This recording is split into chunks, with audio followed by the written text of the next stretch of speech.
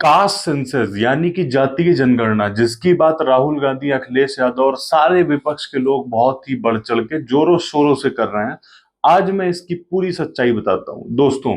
1931 में यानी कि आजादी से पहले अंडर द ब्रिटिश रूलिंग सबसे पहले कास्ट सेंसस हुआ था।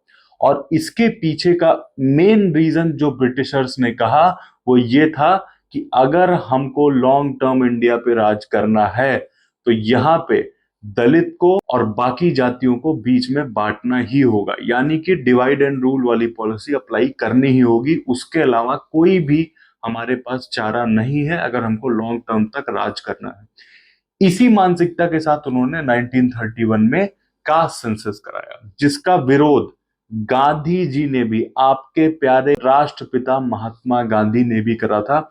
और हमारे संविधान रचयिता अंबेडकर साहब ने कहा था कि नहीं, ये बिल्कुल सही है और जो दलित हैं वो हिंदुओं में काउंट नहीं होते हैं। जो कि सेम राजनीति आज चंद्रशेखर रावण जी भी कर रहे हैं।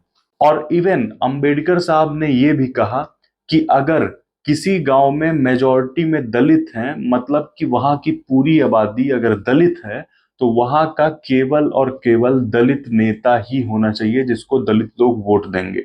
कोई और जाति का आदमी अगर चुनाव में खड़ा होता है तो उसको दलित वोट भी नहीं देंगे। अब आप खुद ही समझ सकते हैं कि जो आज का हमारा विपक्ष है, यानी कि वो बीजेपी को अपोज करते करते ये बहुत ही माइन्यूट सी एक लाइन होती है जो कि वो लोग क्रॉस कर देते हैं और वो इंडिया के भी विरुद्ध चले जाते हैं। दोस्तों, कास्ट सेंसस या कोई भी जातीय जनगणना, उससे कोर मोटिव क्या है उसका, या उससे हल हमारा क्या निकलेगा?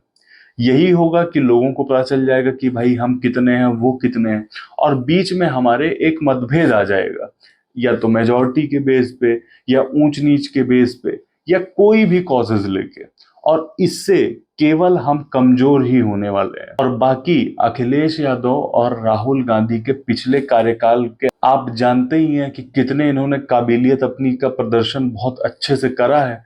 तो ये लोग जिन चीजों, जिन मुद्दों पे मैक्सिमम बोलते हैं वो सारे कुछ ना कुछ बहुत ही प्रोपोगेंडा बेस्ड, प्रोपोगेटेड ही होता है।